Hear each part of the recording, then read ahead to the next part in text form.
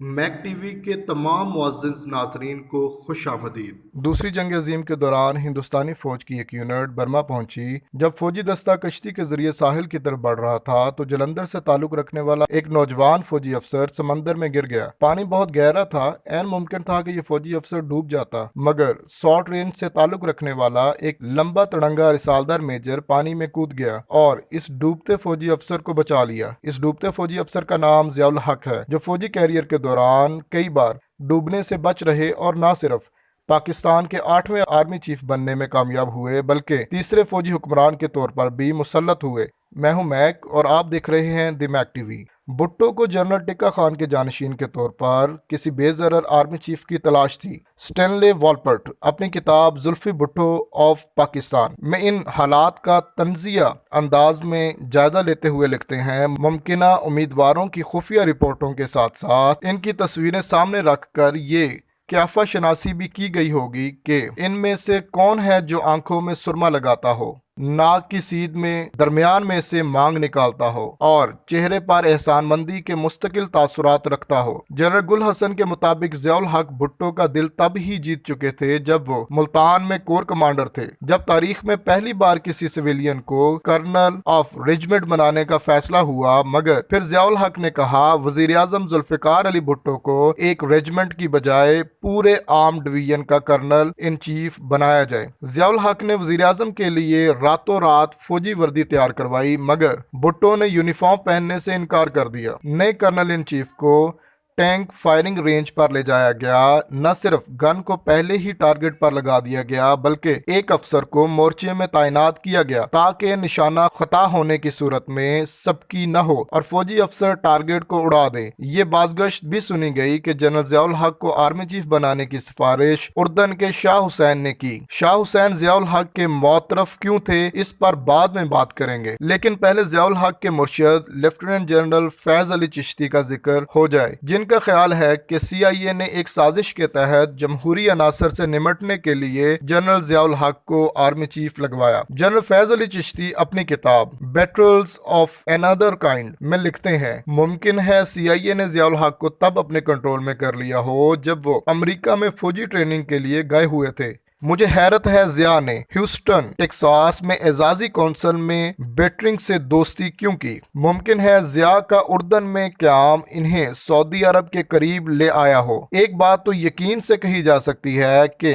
ضیاء کے سرپرستوں نے اسے اچھی طرح سکھا دیا تھا کہ بھٹو کا دل کیسے جیتنا ہے اور اس نے یہ ٹاسک کامیابی سے پورا کیا۔ ذوالفقار علی بھٹو کی کتاب اگر مجھے قتل کر دیا گیا سے معلوم ہوتا ہے کہ اس وقت کے D G I S I general Ghulam Jilani نے ضیاء الحق کا نام تجویز کیا، مگر ضیاء کے غار یار جنرل خالد محمود عارف نے اپنی کتاب ورکنگ ود ضیاء میں دعویٰ کیا ہے کہ جنرل جلانی نے مشورہ دیا کہ جوہر کابل کو تھوک کے حساب سے نظر انداز کرنا مناسب نہیں ہوگا، مناسب یہ ہوگا اپنی پسند کا انتخاب چند سینئر ترین جرنیلوں میں سے کر لیں۔ اس مشاورتی ملاقات میں جنرل جلانی کے ساتھ جنرل مظفر خان ملک بھی موجود تھے۔ جب روح سخن ان کی طرف ہوا تو جنرل مظفر نے کہا آپ کو معلوم ہونا چاہیے ان کے ذہن میں مذہب کا ایک طاقتور جرثومہ موجود ہے، جب یہ کیڑا ایک بار سر میں داخل ہو جائے تو اسے بآسانی نکالا نہیں جا سکتا۔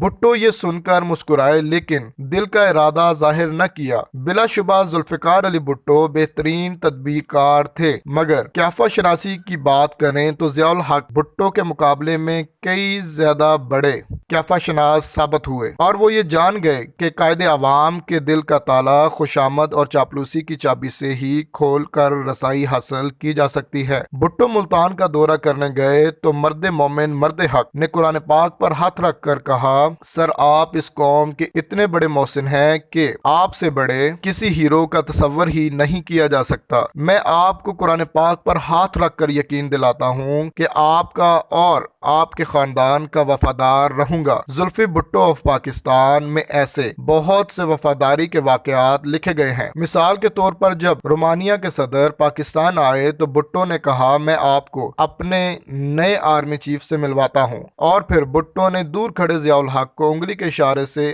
ایسے اپنے پاس بلایا جیسے کسی دربان یا ملازم کو بلایا جاتا ہے۔ ضیاء دوڑتا ہوا آیا۔ اسٹینلے والپر کے مطابق بھٹو اپنی کابینہ کے سامنے بھی ضیاء کو اسی طرح ہتک امیز القابات سے پکارتا، مثلاً اکثر کہتے "where is my monkey general". Zia الحق ماتھے پر شکن لائے بغیر دوڑے چلے آتے اور کہتے، ویڈیو میں آگے بڑھنے سے پہلے نئے آنے والے دوستوں سے درخواست ہے نیچے نظر آنے والے سبسکرائب کے بٹن پر کلک کر دیں اور ساتھ نظر آنے والی بیل آئیکن کی گھنٹی کو ضرور دبا دیں تاکہ ہماری ویڈیو سب سے پہلے آپ تک ہی پہنچے۔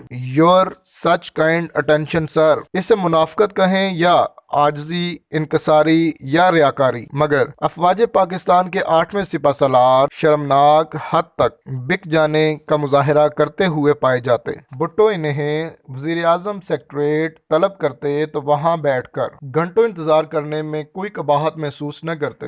بھٹو کو پرائم منسٹر کی بجائے ہمیشہ سر کہہ کر بلاتے۔ ایک بار ضیاء الحق وزیر اعظم کے دفتر کے باہر بیٹھ کر ملاقات کا انتظار کر رہے تھے کہ بھٹو چہل قدمی کرتے ہوئے باہر نکل آئے۔ بھٹو کو اپنی طرف آتا ہوا دیکھ کر ضیاء الحق نے سگریٹ اپنی خاکی پینٹ کی جیب میں ڈال لیا۔ بھٹو قریب آئے تو پینٹ جلتے ہوئے دیکھی تو مسکرا کے کہنے لگے، general you are burning Pakistan army. Zia ul Haq فوجی افسر ہونے کے باوجود کسی نظم و ضبط کے پابند نہ تھے۔ جنرل فیض علی چشتی جب جی ایچ کیو میں ملٹری سیکرٹری تھے تو فوجی افسروں کی ترقی کے لیے پروموشن بورڈ کا اجلاس ہونا تھا تو معلوم ہوا کہ کور کمانڈر ملتان ضیاء الحق نے اپنے ماتحت کام کرنے والے فوجی افسروں کے ACR 2 سال سے نہیں لکھی۔ جنرل فیض علی چشتی اپنی کتاب بیٹلز آف انادر کائنڈ میں اس غیر ذمہ داری کا تذکرہ کرتے ہوئے بتاتے ہیں کہ جب خط لکھنے اور ٹیلی فون کرنے کے باوجود کام نہ بنا تو ضیاء الحق کو راولپنڈی بلوا کر روزانہ کی بنیاد پر ACR لکھوائی گئیں۔ جنرل فیض علی چشتی نے اپنی اس کتاب میں یہ انکشاف بھی کیا ہے کہ آرمی چیف بننے کے بعد ضیاء الحق GHQ آئے تو انہوں نے گارڈ آف آنر دینے والے سپاہیوں میں گھڑیاں تقسیم کی۔ جنرل چشتی کے خیال سے سستی شہرت حاصل کرنا اور دوسروں کو کرپشن کی طرف مائل کرنا ضیاء الحق کا محبوب مشغلہ تھا۔ جنرل ضیاء الحق کے عجیب و غریب مشاغل سے متعلق ایک دلچسپ واقعہ میجر جنرل وجاہت حسین نے اپنی کتاب میموریز آف اے سولجر میں بیان کیا ہے۔ جب 6 آرم ڈویژن میں ایک نئے بریگیڈ کا اضافہ کرنے کا فیصلہ کیا گیا تو اس کی کمان ضیاء الحق کو دینے کا فیصلہ ہوا۔ جب وہ بطور بریگیڈیئر ملتان میں تعینات تھے تو کھاریاں سامان منتقل کرنے کے لیے 3-4 فوجی ٹرک مانگے جو دے دیے گئے، مگر انہوں نے مزید کئی ٹرکوں کا مطالبہ کیا۔ میجر جنرل وجاہت حسین نے پوچھا، اتنے ٹرک کیا کرو گے؟ کیا لاد کر لا رہے ہو؟ ضیاء الحق نے کہا، میں نے ملتان میں مرغیاں پال رکھی ہیں، انہیں منتقل کرنے کے لیے 10-12 ٹرک درکار ہیں۔ جنرل ضیاء الحق کا ایک بھیانک جرم تو فلسطینیوں کے خلاف فضائی آپریشن کی قیادت تھی جس میں ہزاروں فلسطینی شہید ہوئے۔ یہ واقعہ کئی بار فوجی افسروں نے اپنی کتابوں میں بیان کیا ہے۔ میجر جنرل وجاہت حسین بتاتے ہیں کہ اس سنگین غلطی کے ارتکاب پر ضیاء الحق کو فوج سے نکالنے کی سفارش بھی کی گئی۔ حکومت پاکستان نے شاہ حسین کی خواہش پر افواج پاکستان کا ایک ایڈوائزری مشن اردن بھیجا جس کا مقصد اردن کی فوج کو تربیتی امور سے متعلق رہنمائی فراہم کرنا تھا۔ طے یہ ہوا تھا کہ پاک فوج کسی مہم جئی کا حصہ نہیں بنے گی، پر بریگیڈیئر ضیاء الحق نے شاہ حسین کا دل جیتنے کے لیے یاسر عرفات کے خلاف فضائی حملوں کی قیادت کی۔ اس پر فوجی مشن کے سربراہ میجر جنرل نوازش علی نے بریگیڈیئر ضیاء الحق کو نہ صرف پاکستان واپس بھیج دیا بلکہ اس کے کورٹ مارشل کی سفارش کرتے ہوئے لکھا کہ یہ شخص فوج کے لیے موزوں نہیں۔ کسی غیبی امداد نے ایک بار پھر جنرل ضیاء الحق کو ڈوبنے سے بچا لیا۔ مشرقی پاکستان میں جنگ چھڑ گئی، یحییٰ خان کو رخصت ہونا پڑا اور اس دوران جنرل نوازش اردن میں دل کا دورہ پڑنے سے جاں بحق ہو گئے۔ تاہم جنرل گل حسن نے اپنی کتاب